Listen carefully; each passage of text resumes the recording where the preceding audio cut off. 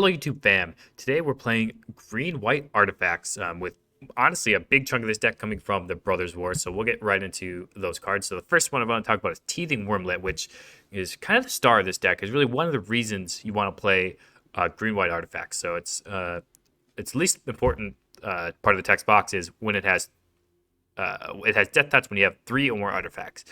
The most important part is when an artifact enters the battlefield under your control, you gain a life, and if it's the first time that's resolved this turn, you put a +1/+1 counter on Teething Wormlet. So your Wormlet can get really big. I mean, it's honestly often as big as it is, as have amount of turns that you have played. So if you've played 3 turns, it's probably a 3/3 by then. Essentially, you have a lot of artifacts in the deck. Also, you have Yoshin Dissident, which also gives you benefits for playing artifacts. When an artifact enters the battlefield under your control, put a +1/+1 counter on target creature you control. So that can go anywhere, wherever the counter is most going to be used to its highest potential. Obviously, you've seen Patchwork Automaton before. Also from the Brothers War, we have Simian Simulacrum. We just played a green red Gruul deck yesterday with this in it, and it's good in a Gruul shell, aggro shell, and I think it'll be really good here. It's obviously contributes to all of our artifact synergies, and it also has +1/+1 counter synergies, which is pretty cool too. Speaking of +1/+1 counter synergies, we have Iron Apprentice. It enters with a +1/+1 counter on it, and when it dies, it puts those counters on target creature you control. So it makes it a great target for Yoshin Dissident, for Simian Simulacrum, and from the Wandering Emperor +1/+1 tokens. Even from Clay Champions +1/+1s, which we'll talk about next. It's another Brothers War card where mana cost is X4, which is kind of a weird mana cost, but for each green spent to cast it, you get 3 +1/+1 counters on it. So if you cast just this for 4 green, it's going to be coming. It is an 8/8. It's going to have 6 +1/+1 counters on it. Or when it enters the battlefield, choose up to 2 other target creatures you control. For each white spent to cast Clay Champion, put a +1/+1 counter on each of them. So you can make it an 8/8, or you can give +2/+2 to other creatures, or you can do some sort of split. So you make it a 5/5, and also give your other creatures +1/+1. In other Brothers War creatures, we have Liberator Urza's Battlethopter, which kind of ties the whole deck together. It gives colorless spells and artifact spells flash. And that is huge in this deck because it makes combat a nightmare for your opponents. Your opponents are really going to have a tough time attacking into you if you have open mana, because they're not going to know if it's a Wandering Emperor. They're not going to know if they're going to hit with a Clay Champion. They're not going to know what is going on. Even a Platoon Dispenser might be coming their way. It'll be tough. And then whenever you cast a spell, if the amount of mana spent to cast that spell is greater than Liberator's power, put a +1/+1 counter on it. So another +1/+1 counter synergy. Platoon Dispenser, Clay Champion, Steel Seraph, Wandering Emperor, and all of our 2-drops and everything are cards that are going to trigger Liberator reliably. And then we have Platoon Dispenser, which says at the beginning of your end step, if you control 2 or more other creatures, draw a card. Super nice velocity enabler. Just keeping your hand full with all the juicy spells, and also this lets you create colorless soldier artifact creature tokens too. So it's good mana sink as well. Steel Seraph is partly the top end, but also just a really good 3-drop, where it's prototype 1 white for a 3/3. Or just 6 generic mana for a 5/4. And at the beginning of combat on your turn, target creature you control, doesn't have to be Steel Seraph, mind you, any target creature you control gains your choice of Flying, Vigilance, or Lifelink until end of turn. Steel Seraph already has Flying, so you're going to be choosing Vigilance or Lifelink if you're attacking with it. But let's say you have a big Clay Champion on the battlefield, and you cast a Seraph, you can bring huge swings in the game with giving the Clay Champion Lifelink. So there's a lot of play to your deck in that regard. And then for the mana base, we have a lot of colored sources. I know it's a colorless deck, but you want a bunch of colored sources for your Clay Champion. But we did find room for a couple of Mishra's Foundries. But other than that, it's just stock 4 green-white lands, some plains, some forests. If you're going to play a plains and a forest, you're probably going to play an Iganjo and a Boseiju over the first one of each of those cards, because they're essentially free. But yeah, that's the deck we have going on. There's a lot going on. I know this intro is long, but So there's a lot going on, but the deck is super interesting, and I'm really excited to play it. It's basically all Brothers War cards, so let's see how it does in the ladder. Okay, our opponent goes first, but this looks like a pretty good hand, so we'll keep. Turn 1 Wormlet. Seems like a good place to be. Let's on mono red or something like that.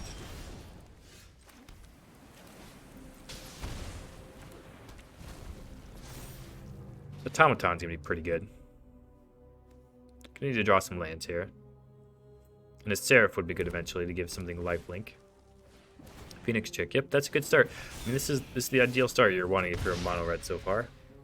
Being on the play and Kakazan into Phoenix Chick. But we got an automaton of our own, so we're attacking. We're not gonna probably block this Kakazan token this turn, so we're gonna attack with Wormlet that turn. Next turn we're potentially trying to play this Liberator.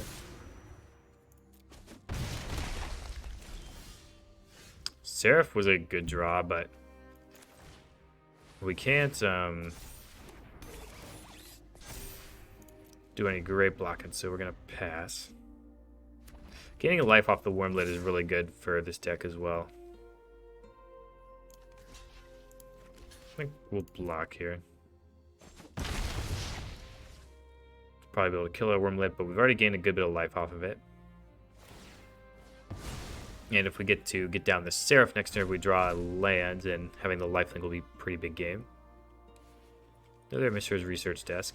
They have the one in the graveyard with Unearth as well. Obviously, they also have a Karn Silex, which is going to kill their Phoenix Chick if they pop it. Yep, there's popping it now. Exiling, or killing a lot of different creatures there. Yeah, I think we're gonna...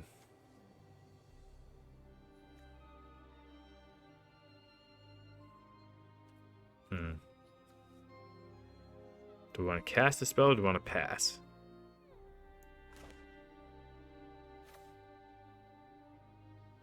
I think we'll pass and play this Liberator. Stop. Our opponent's definitely not going to be expecting a Liberator this turn.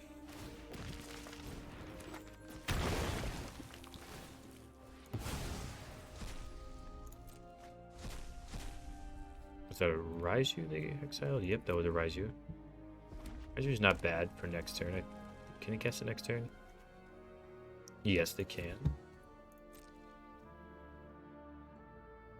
So your opponent has another. Oh, they're Unearth. Resolve that and cast this Liberator. It didn't look like they had any removal there. They didn't have any priority stick.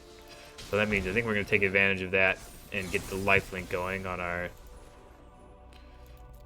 Liberator. Any amount of lifelink we can get is pretty good.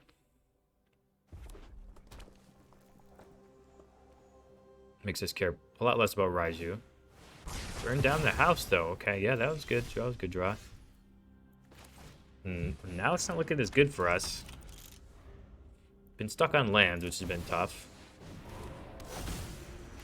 They cast the burn down the house instead of casting the Raiju, though.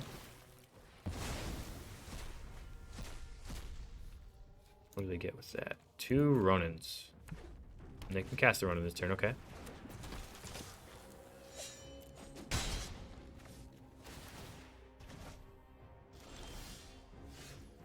Oh my goodness, come on. Can we draw a land or something? This is not looking good for us. They're gonna wipe our board here, plus cast their Ronin. Oh, 2 Ronins, sure. Let's draw a land here. I think, well, might be past the point of no return here with no lands. Come on now. We just cannot draw lands right now.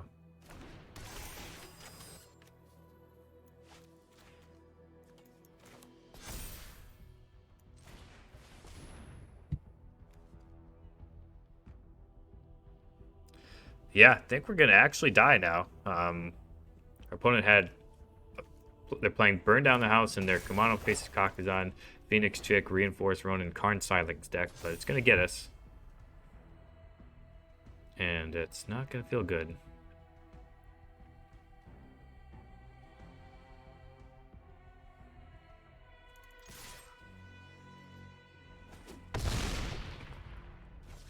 Opponent is definitely running some type of brew, and it's gonna kill us. They can exile all of our things, since they found second Karn Silex.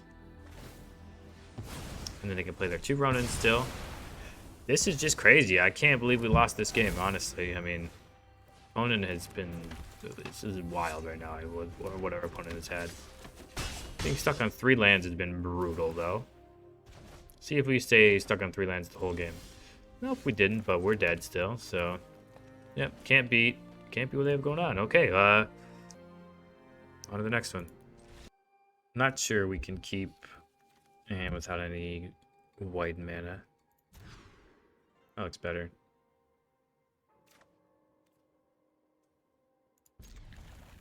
Put this dispenser into the bottom of our library. And pass.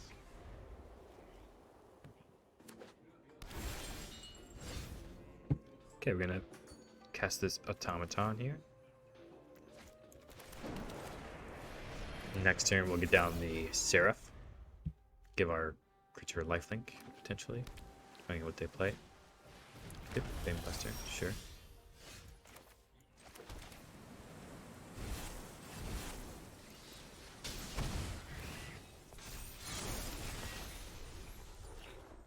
I'm going lifelink for sure. Gain some of this life back, but we're gonna take damage from this brush land.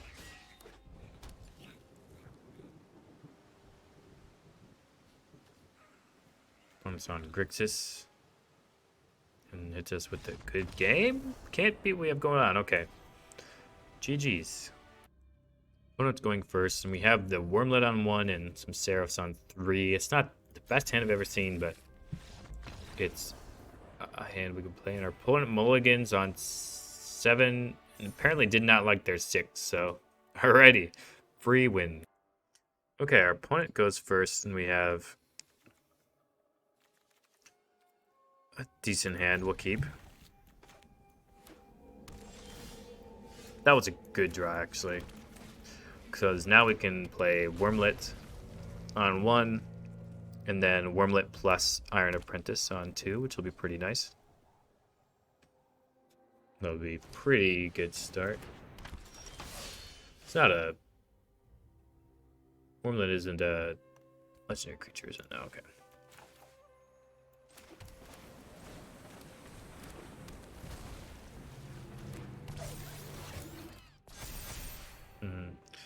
Yeah, I think... Do we want to trade a Wormlet with an underdog? Probably not. Wormlets are going to get pretty big. We'll pass on that. If we just draw lands, we'll be doing pretty well.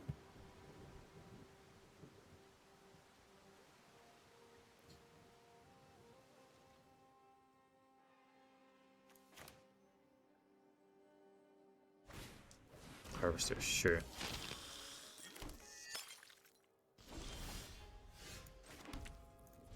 And we'll pass, keeping the Liberator up.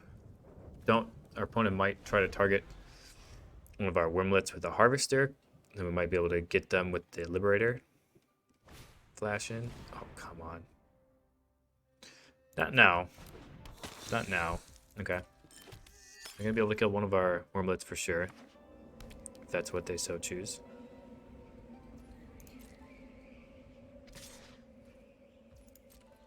No blocks. One might know where we have the Liberator in hand.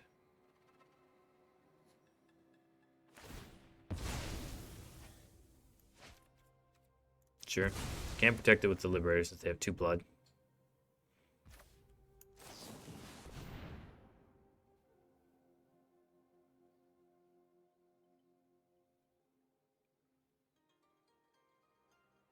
Are they going to counter our Liberator?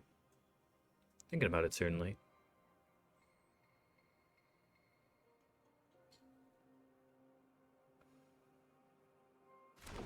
Decide not to.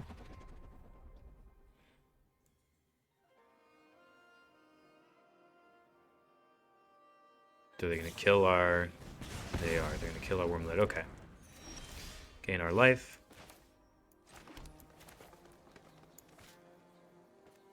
And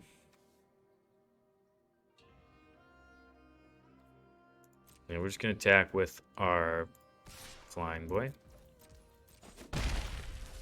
And we're going to play this champion at instant speed.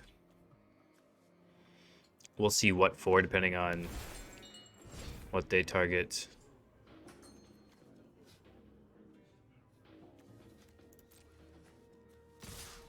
Okay, they're doing that. We're gonna try to sneak in a block.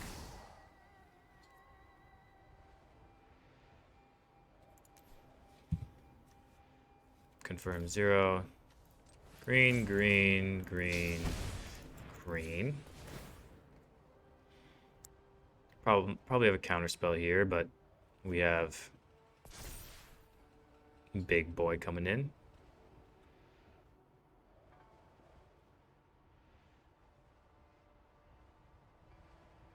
They don't have a counter spell. We're sitting pretty well, especially if they have Go for the Throats in their deck instead of Infernal Grasps.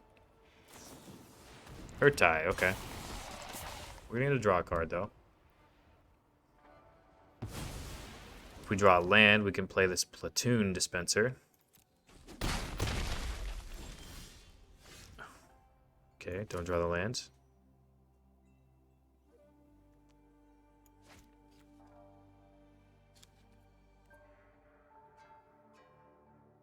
And we're gonna pass the turn. And make our opponent fear attacking.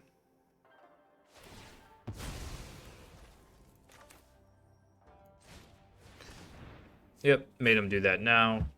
Not going to protect the Battlethopter, but it will get our cards onto the battlefield.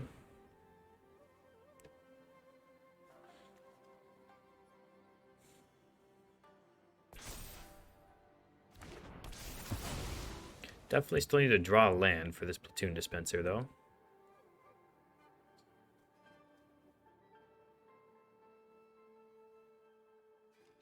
Definitely love to draw a land here.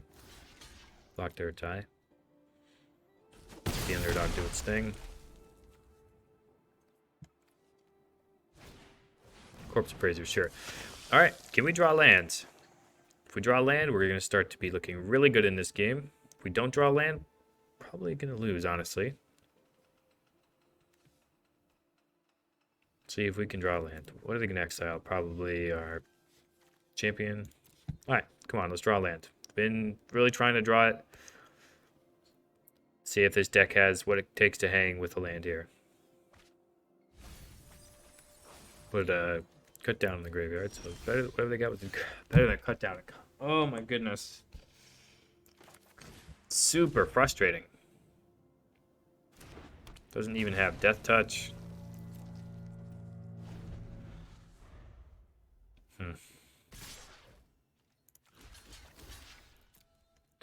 Gonna block the underdog, I guess, now.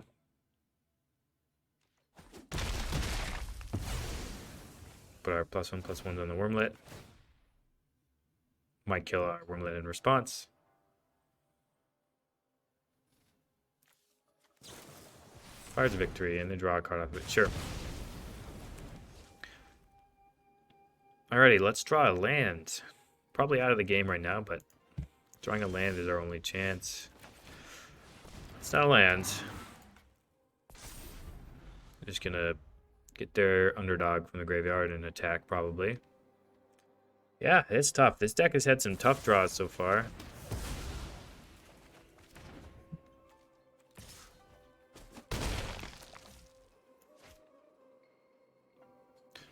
Losing to net deck Grixis, though. Okay, we're going first, and the hand looks pretty good, so we'll keep.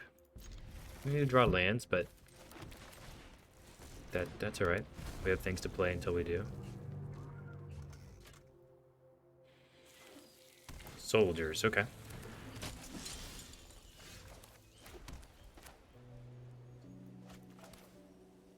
Yeah, I think we want to start getting this Wormlet going.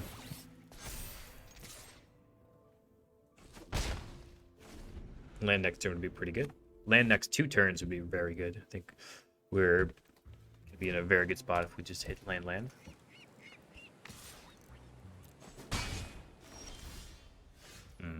No lands. But we do get to grow our creatures.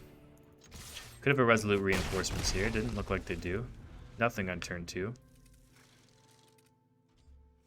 No land though, so opponent might sense weakness from us in that regard. Brutal Cathar on a Wormlet. It's not good for us.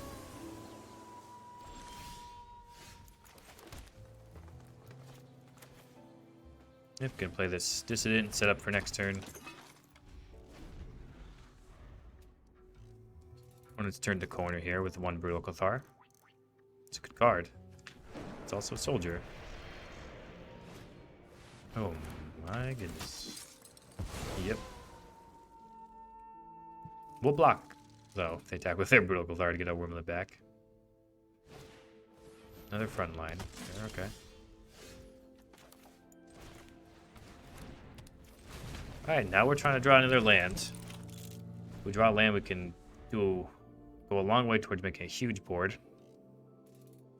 The Clay Champion. Let's see if it's a white land. No, we're not blocking this turn.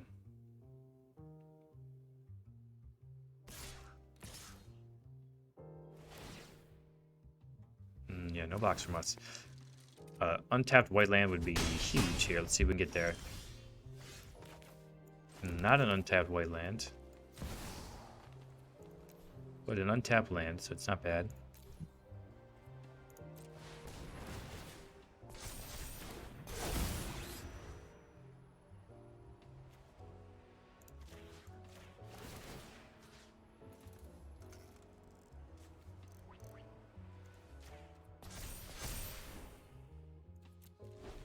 Now we have a pretty decent board going here.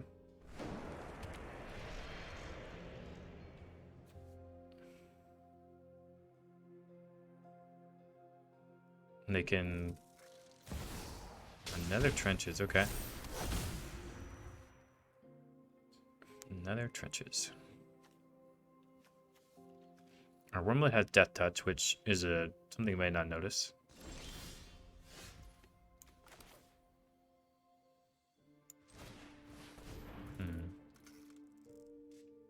Yeah, definitely gonna pump up one of our automatons in attack. If I want to leave the 5/5 back.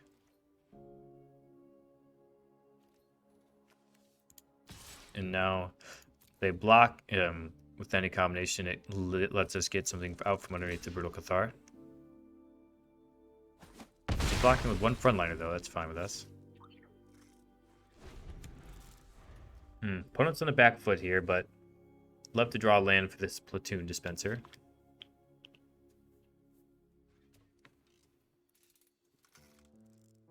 Our opponent spends their whole turn using their In the Trenches. Probably not good for them. Thalia, sure. Brutal Cathar will block with the Wormlet if they attack with it. The Cathar. No attacks.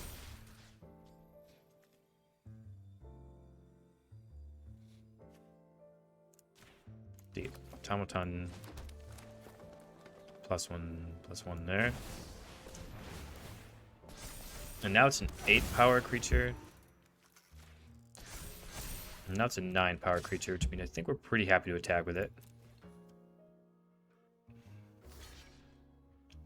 Just chumping it again, sure. Gets there 1/1. Now the dispenser helps us help out some creatures. It's gonna be hard for them to do an alpha strike.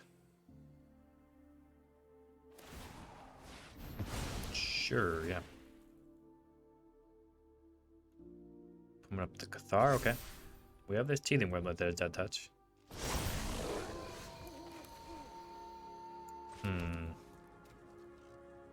These flipping is gonna be tough. Yeah, if those flip, we probably can't win.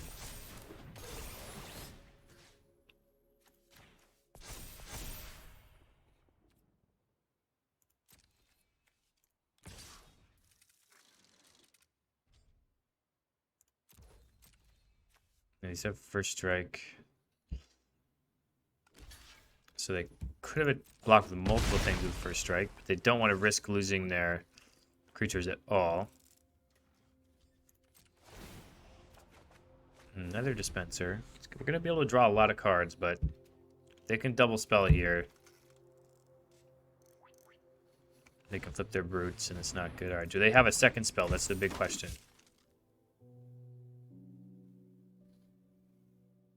If they don't have a second spell, we're definitely still in this game.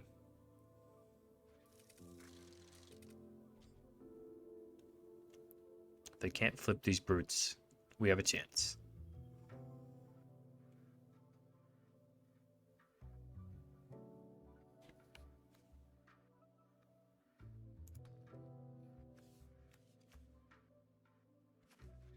They can put +1/+1 counters places, though.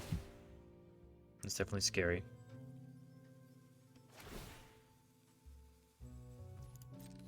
These things don't have trample or anything, which is nice. See how they attack. Okay, the 1/1.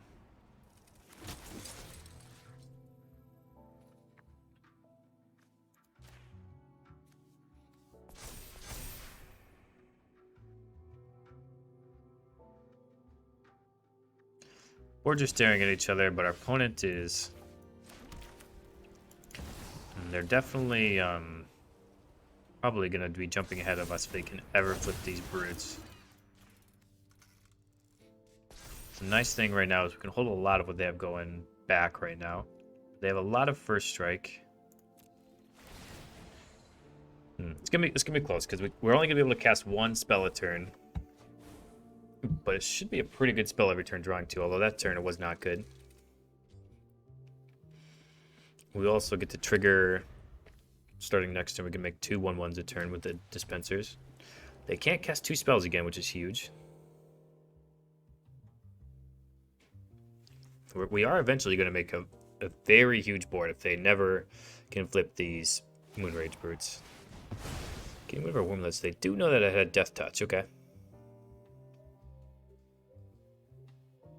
This is going to be one game for the books, history books here. It's gonna go on a while, unless our opponent can flip these Brutal Cathars in short order.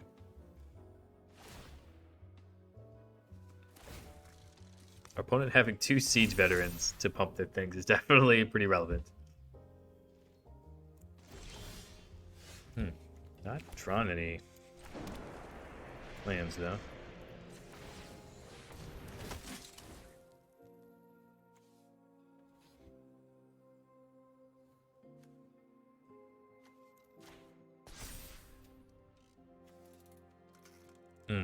That only... Yeah, so that doesn't... So using the Platoon Dispenser doesn't up our Password Automaton because it's casting an artifact spell. It will help our Teething Wormlet, though. Okay, they are hastening their frontliners. I don't know if they think they can flip their Brutal Cathars this way or not. Or they're going in for an Alpha Strike. To me, this would seem misguided, but we'll see. They might just be sick of sitting in the board stall. None of this stuff has trample, so we'll see where they're going with it.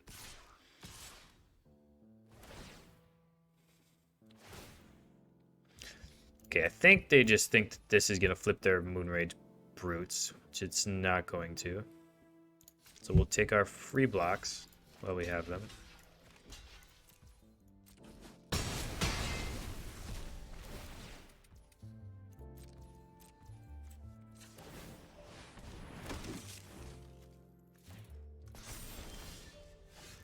Wandering Emperor, okay. That's not bad. So get our Wormlet onto the battlefield. And also get our Platoon Dispenser token while we can. Do we want to make a big Wormlet? What do we want to make? Probably just continue stacking on this Automaton. Pass the turn. Keep drawing cards. This Reign of Truth is pretty good. Obviously, we can't cast this Wandering Emperor because of the Thalia. Opponent has drawn a lot of lands, but so have we, so that's fair game.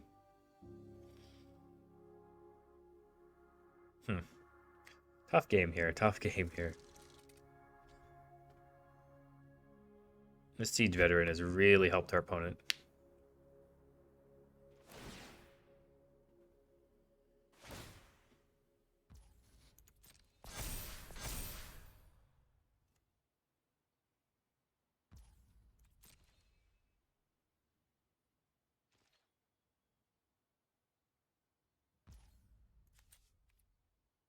Yep, just gonna keep making 1/1s, okay.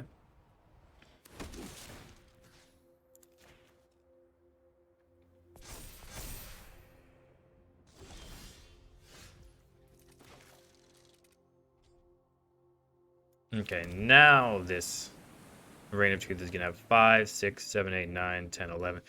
It's gonna pump up our automaton a bunch. This is gonna be nice. They'll be able to block with a Mishra's Foundry, though.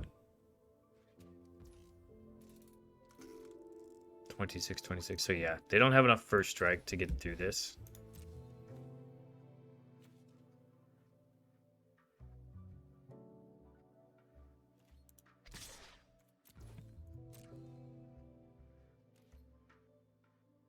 If they jump with a real creature, we're happy about it. Okay, jump with the Thalia. The first strike creatures, that's definitely relevant.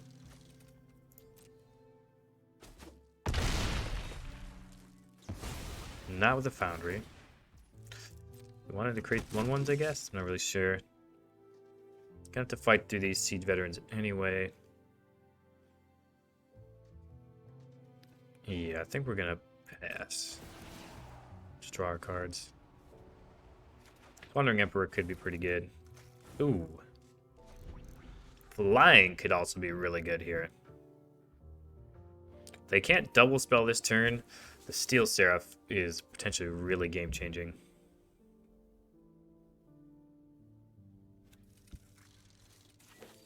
Soldier, okay. Yeah, being able to give something flying next turn is going to be big game. Probably game ending, honestly. Huge board stall, though. Just gigantic board stall. Let's see if they get incentivized to attack.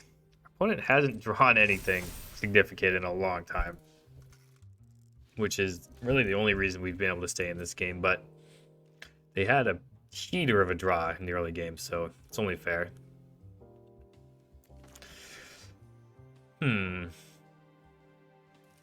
We can cast this Liberator. Yeah, we'll cast the Liberator.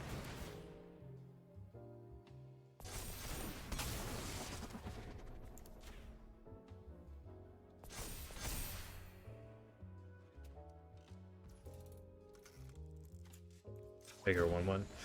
They have their own Wandering Emperor, then we could be in trouble. But they haven't shown that they do.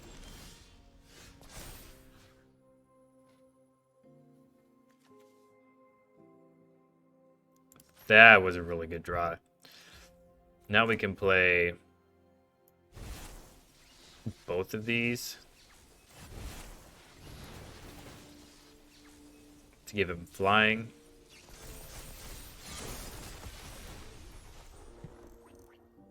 Yeah, we're definitely doing an alpha strike either way.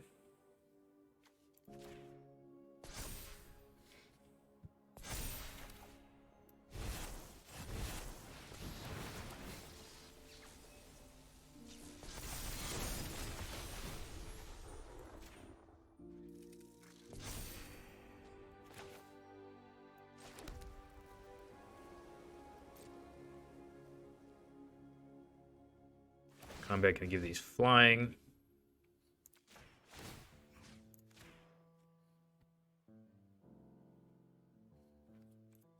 See if our opponent sees that they're dead.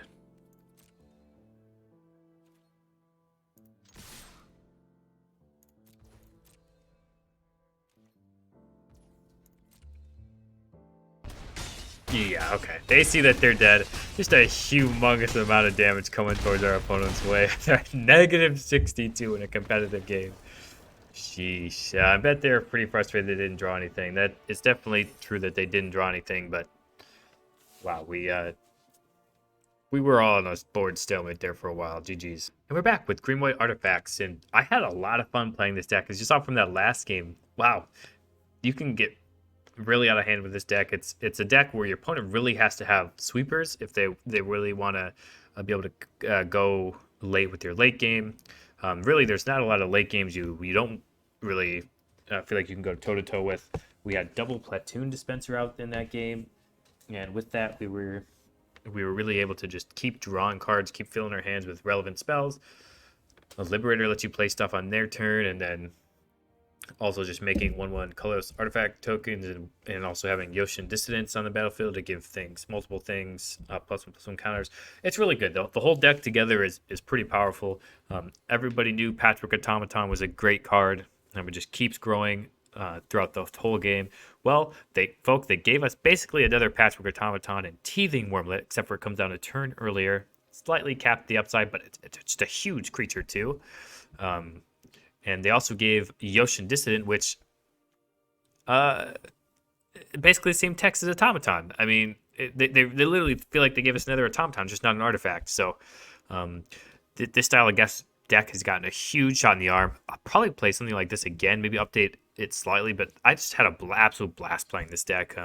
I think you will too. If you want a deck with a lot of combat math and a lot of flash potential, a lot of I don't know, ways you can scare your opponent or bluff your opponent, and this deck is for you. It has I feel like a really high skill cap with all the different choices you can make, unless you have just the super most linear draws. But when you get deep into the weeds, which path you take and how you sequence your plays is really going to matter with this deck. So if those are things that appeal to you, I would definitely recommend it, because this deck can win too. It's got raw power as well. So yeah, hope you like the deck. If you want to see this deck again in the channel, drop a comment below saying you love the deck. Until next time, wherever you are, whenever you are, have a magical day.